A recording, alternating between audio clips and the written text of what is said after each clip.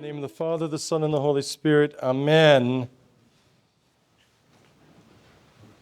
The verse that most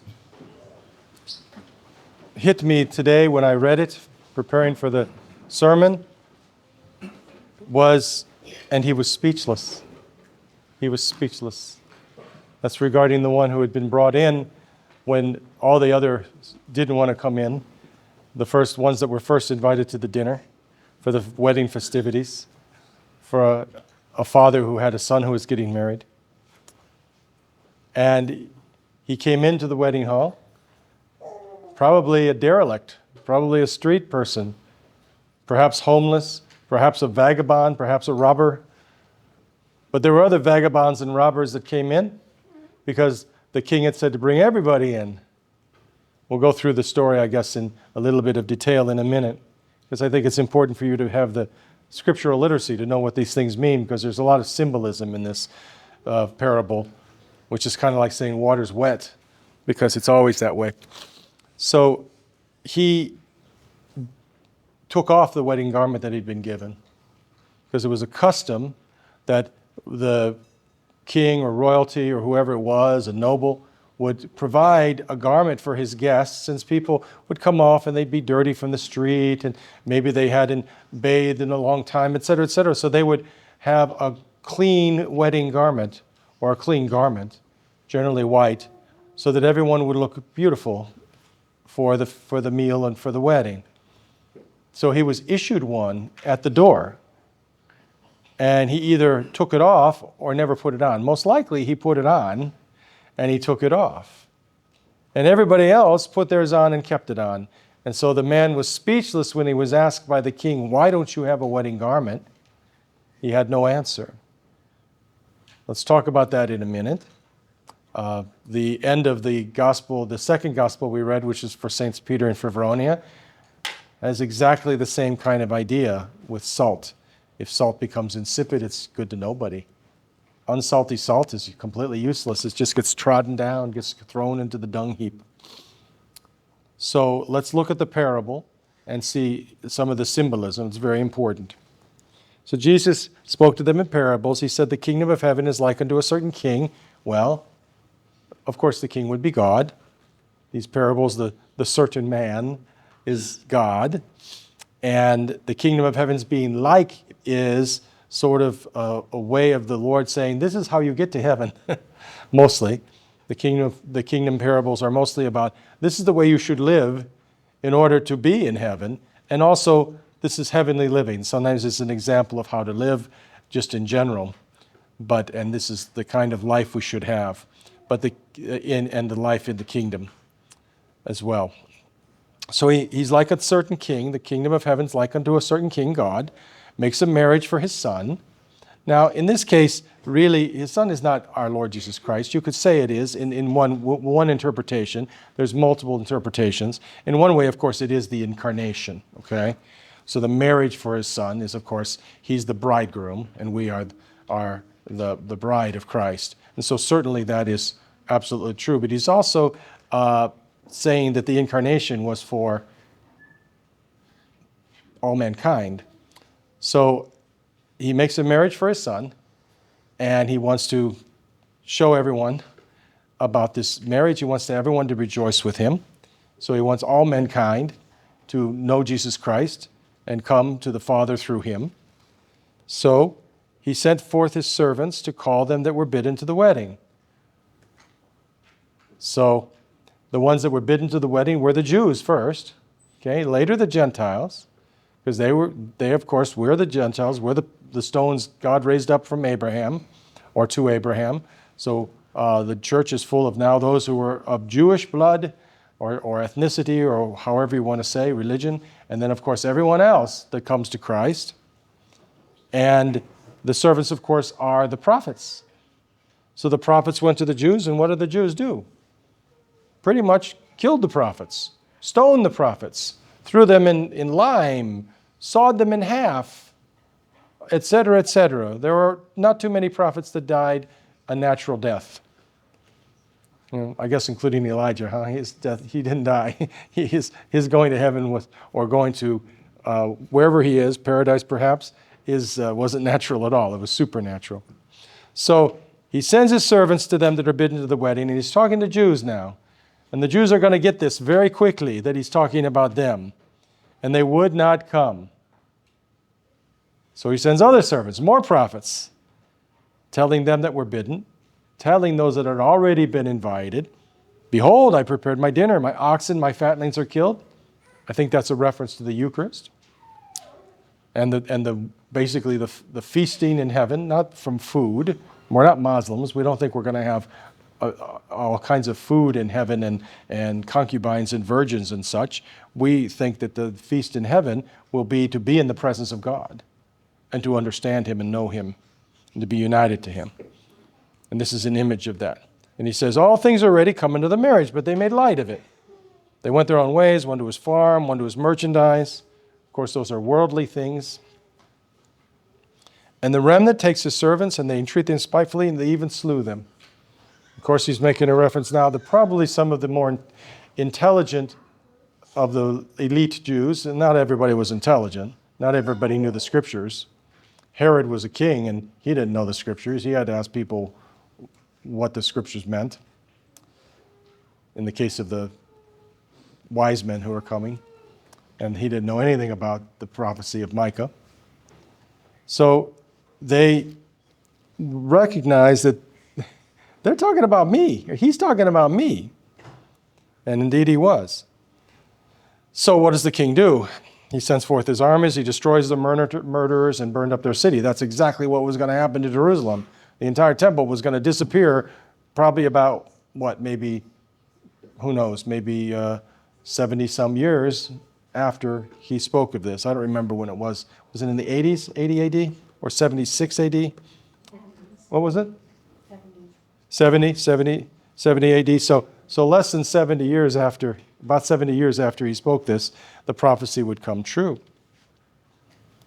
Then he says to his servants, the wedding is ready, but they which were bidden are not worthy. Go therefore into the highways, as many as you can find, and bid to the marriage. Those servants would be now, we're kind of morphing into the future here. Those servants would be the apostles and others who are evangelizing and bringing in the Gentiles. So they're bringing the Gentiles into the feast. So this feast is sort of like timeless, right? It is everyone who comes to God and is drawn to God, not just the Jews, not just of their era, but of all eras, right? And that's what parables do. They kind of play fast and loose with time and other things like that. So this is kind of occurring in the time, literally to the Jews, the time of their era, but also it's really universal. All people being called to the marriage, that is the incarnation and the fruits of it. So the servants go out into the highways. They gather together those people who were formerly not a people, but now are our people, as Peter said. People who were estranged from God and came near to him. You and me and everybody else gathered into the wedding feast. And how do you come into the wedding feast? To begin your journey into the wedding feast? Baptism. And what do we say about baptism? As many as have been baptized into Christ have put on Christ. That's why we put on the white garment, symbolizing exactly that when you are baptized into Christ, you are put on Christ. Now, if you are put on Christ, that means you should learn to act like Christ and to become like Christ. It's the whole purpose of baptism. It's not a legal contract. It's also not, as so many outside of the church would think, it's just like literally you're making a statement to the world. You're making a public pronouncement about your faith. It's not those things. It is us becoming a new creature, coming out of the water, a different human being. A human being now that is a vessel in which the Holy Spirit abides and teaches us the things of God. That is, if we're willing to listen, So that wedding garment is symbolizing the garment we wear. It's white, it's pure, it should be clean. I don't know if it was clean when they wore it for a week in the ancient times. I can't imagine what it looked like at the end of that week. Maybe they took it off and washed it every day. Just as an aside, I've been in Kenya before, and where nobody had any washing machines or anything else. They washed everything by hand, by scrubbing it. And their clothes were immaculate, always. I never saw anybody in dirty clothes. Can you imagine? They worked hard. They worked hard. And so then the king comes into the wedding, and he sees everybody, seeing his guest. How are you? Are you enjoying yourself? Etc., etc. And then he sees the man without the wedding garment, and he was speechless. What is this teaching us? Basically, this parable teaches us two main things. One is about the incarnation, Jesus, the incarnation of Jesus, and about the Jews' reaction to it, that is the few of the elite Jews. And then, of course, the bringing in of the Gentiles. It's about all those things, but it's also about what happens after baptism. It's not spoken of very strongly or very, very much, but it is present, and it's important that after you are baptized and you put on Christ, you must live like Christ. And that's what's missing in our age, that baptism for them, to a large extent, is a kind of a legal thing. You get your baby baptized, now they're Orthodox, and now you can just, I don't know, watch a lot of Netflix or something, but not really live a Christian life. It's not the way things are supposed to be. With baptism comes a responsibility. Now, it's not really an external responsibility. It's not someone telling you what to do, not even God telling you what to do. It should be your heart telling you what to do. And if your heart doesn't tell you to live according to Christ, well, then your heart is diseased. It's broken.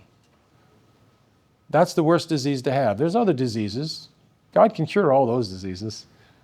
Disease of whether you're lazy, or whether you have lustful thoughts, or you have trouble keeping a prayer rule, or you sometimes have bad thoughts about people. All that stuff, all the sins that we have are a sign of a diseased condition. And those can be cured. But if you don't have a heart that yearns for God, how can any of those things be cured? That's why I'm continually, all the time, telling you about all the things that I think you should be doing with your heart. And of course, there's the practical things. I've been accused sometimes of making a list, like it's a list of things you got to do. You got to check off the boxes. That's not at all what it is. If the heart yearns for God, then you'll want to pray. You'll want to fast. You'll want to forgive your enemy. You'll want to love your brother. You'll want to love God with all your heart and soul and mind. All these things will be happening if you have a desire for God. And we do have to cultivate that desire. And I'm very convinced in this age that what you expose yourself to consistently, or allow yourself to be exposed to, maybe you don't seek it out, but you passively take in the rot of the world, well, then you become secular, even though you might say your prayers, even though you might come to church. You might even come to church as much as I'm telling you to come to church, but you will be secular in your heart if you're listening to the secular world.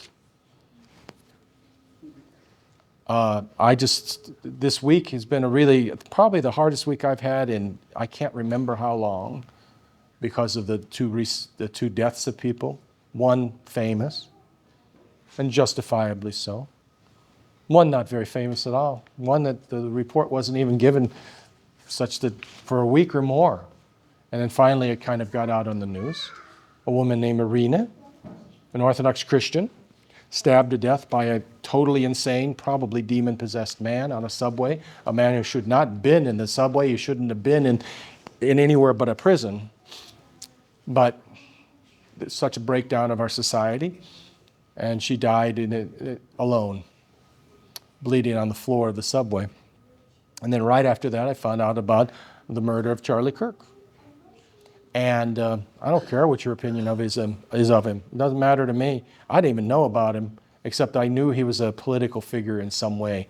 I actually had some vague idea that he was some sort of, congressman or something. I didn't know, because I don't pay attention. But then I started to pay attention, and now, of course, everybody knows who Charlie Kirk is. Well, not everybody. A lot of people have a vision of Charlie Kirk that is completely false because they listen to what people say. They listen to the media, or they listen to certain rantings. And if you're influenced by the world, then maybe you're not influenced about that, but maybe you're influenced in something else, then you just don't have a Christian mind. You don't have a Christian mind. And it looks like someone was radicalized, if indeed that is truly the killer. I'm maybe giving you a conspiracy theory. So it's a very strange story. But regardless, clearly that poor young man was radicalized by all the things he took in. All the things he took in that he's holding in the palm of his hand. And he was a ready vessel for all those things. So many in the world are such a ready vessel for all these things. And if you think you're not because you're an Orthodox Christian, then you're a fool. Of course you're a ready vessel for all these things. If your choice of music is that's that which is unclean, if you watch movies or, I would say television, but who watches television anymore, huh? Right? They watch their computer screen or their phone screen. But if you watch videos that are not pleasing to God, that are going to warp your mind, well, then who's to say that you're not going to be like this man who had nothing to say, nothing to say. When the king said, "Where's your wedding garment?" he would have discarded it. And we discard it when we don't live an inner life. That's why all I'm going to talk about till the day I die, the major theme will be you have to have an inner life. You have to have an intense inner prayer life. If you don't do that, there's a real good chance that you're going to be dead, that you're going to go to hell. Maybe not now. If the Lord harvests you to now, you might be safe. But perhaps 10 years from now, 20 years from now, you might be unrecognizable. Did you see what happened to people during the pandemic? People lost their minds. Supposedly Christian people, bishops, priests, they lost their minds. There were actually churches that would not allow people to enter if they didn't have proof of vaccination. Can you believe? That doesn't sound Christian to me at all. Or they actually had services for those who had taken I'm always supposed to say special medication instead of vaccination, because the AI will probably flag this eventually. Sometimes it flags it 2 or 3 years later, but it'll probably eventually get me. So it's actually, I mean special medication. And that special medication, if you didn't have proof that you had the special medication, you could go to a service on a Thursday morning at 10 o'clock, but you couldn't go to Nativity, you couldn't go to Pascha. That was only for the people that were special, that had the special medication. That actually happened in some churches. People lost their minds. Those people were rational people before this happened. You wouldn't have believed that they would have done such things. Just like you wouldn't have believed that atrocities could have happened in Germany or pick a country, in our country, anywhere. Because when people don't have an inner life, it can be filled with things from the world. That's what this parable tells me. Now, at the end of the Beatitudes, which we read today, it says that ye are the salt of the earth. If salt should become insipid, that means not salty anymore, dirty, no longer flavorful, with what shall it be salted? Well, there's only one way to have salt, and that's salt. You can't salt salt. Salt is salt, right? If you no longer have salt that is pure, then you just throw it out. We're the salt of the earth. We're the ones with the wedding garment. But if we take off the wedding garment, then we're no longer in the kingdom. And if we are salt of the earth, which means, of course, salt is a preserving agent, it keeps things pure and fresh. It's necessary, especially in ancient times, for life. Without salt, we wouldn't have had the civilizations that grew. Because salt was necessary for preserving food. If you don't have that, then you are no longer in the kingdom. And you lose it little bit by little bit, not all at once. Some people lose it all at once. They do something terrible and they just go on and keep doing terrible things. But for the most part, people lose their perspectives. They're no longer saying their prayers. They don't go to church very often. They don't read the Bible. They get tired of Father Seraphim saying, read the Gospels all the time, which is, will he shut up? I don't have time for the Gospels. I do have time for probably, 8 hours of video a day, but I don't have time for the Gospels. Some people would really believe that. Perhaps you say, I don't do 8 hours. Okay, maybe you do 2 hours. Do you read the Gospel 2 hours? I don't think so, right? So we can lose our way and become like the man who does not have the wedding garment anymore, or become like the man who's no longer salt. He's insipid and he gets thrown into the dung heap if we do not live an interior life. So I apologize, I'm sorry, not sorry, that you hear the same thing from me all the time. But I'm absolutely convinced that, especially in our age, where technology has dumbed people down so much. We're not different than people of ancient times, but we don't have defenses for the attacks that are happening. They wouldn't have had them either. You take somebody from ancient times and transport them 300 years into the future, they'd be just as messed up within a half a year. But all these things are making people blind and dumb and without feeling. So that's why I wrote a letter to you concerning what happened to Charlie Kirk and to Iryna. Her last name begins with a Z. It's I don't try to remember it. But Iryna's most important. And because we must react to such things. If you want to react politically, God bless you. If you're intelligent enough to do that and organized enough like Charlie Kirk was, God bless you, absolutely. But most of us are not like that. And most of us would lose our way if we did that. What we must do is you must react with your heart. And that's why I've recommended to you all that you pray, certainly for Iryna as an Orthodox Christian, Charlie Kirk as well, his family, 2 beautiful children. Aren't all children beautiful? I mean, that's sort of redundant, isn't it, right? 31 years old, killed because of thoughts, killed because of things he said, and killed because of things that other people said he said that he didn't say. So you must react to things in the world not the way the world would, by being angry about it and wanting retribution, maybe capital punishment for the perpetrator, if indeed this one that has been tied up with a string, if that's the real perpetrator. Somebody did it, that's for sure, because Charlie's laying in a coffin right now. If you have to struggle to do something other than just be angry or just say have a political opinion. God bless you if you have political opinions. I have them too. It doesn't matter. What matters is, do you have a heart? When you see terrible things in the world, do you pray? Do you react to them? Or do you have very small prayer? Your prayer is very small, Like, I've literally asked people, do you pray? And they say, yes. And I find out they say the Our Father before they eat the evening meal. Because they don't have time in the morning. That's not prayer. I mean, that's really kind of a mockery of prayer. Now, it's good to pray the Our Father before the evening meal. I highly recommend it. But if that's all you're doing, then you're really in danger. You're really in danger. Because you'll become like the man who took off his wedding garment. Because there's so much in the world that is trying to get you to take off your wedding garment. Even those people, some voices in the church, I'm amazed at how bizarre the views of some priests and bishops are.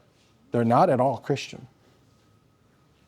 There were actually 2 priests that rejoiced over the death of Charlie Kirk because of their idea that he was all these terrible things because that's what they'd heard about him. One even quoted scripture saying when the wicked perish, the righteous rejoice. Can you imagine? Can you imagine being happy that a man 31 years old perhaps with whom you don't share many opinions. Now, I hope you share some of them, because some of them are straight out Christianity, sexual ethics and things like that. But if you don't share his political opinions, God bless you. Everybody's got an opinion, you know. We all have noses too, you know. But to rejoice in someone's death, it's not remotely Christian. Not remotely Christian. And we could become like that if we allow the world. Maybe you won't rejoice in someone's death. Maybe you say, I would never do that. I'm not a violent person. Okay, fine.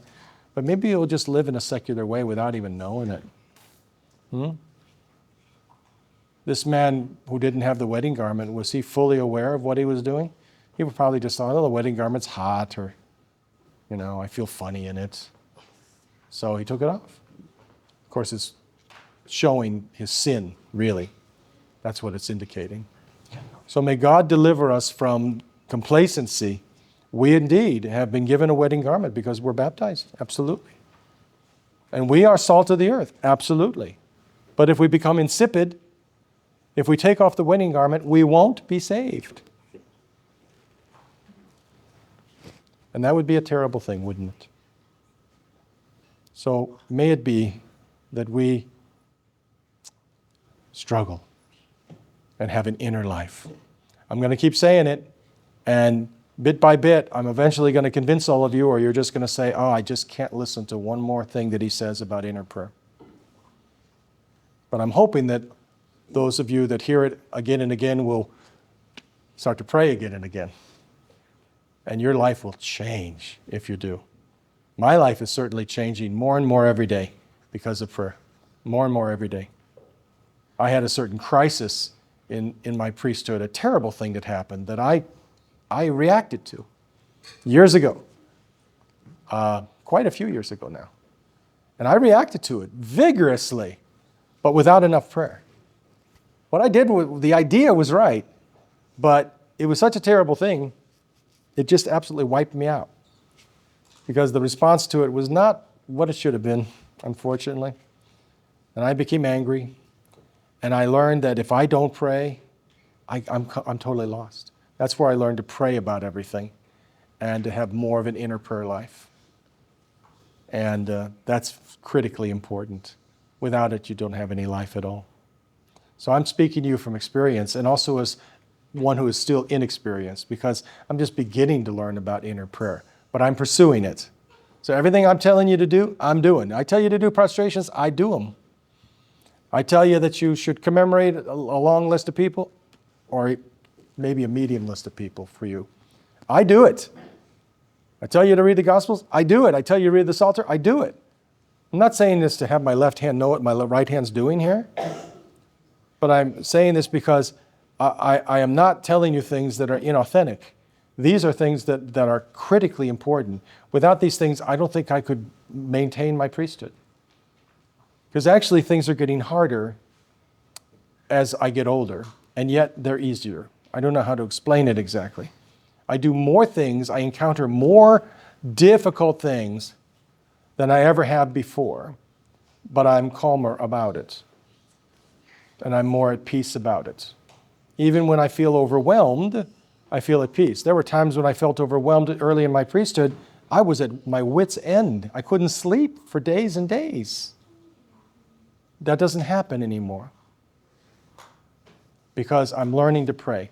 I want you to learn to pray. I want you to have the fruits that I wish I had. I've now been a priest over 30 years. I'm in my 31st year.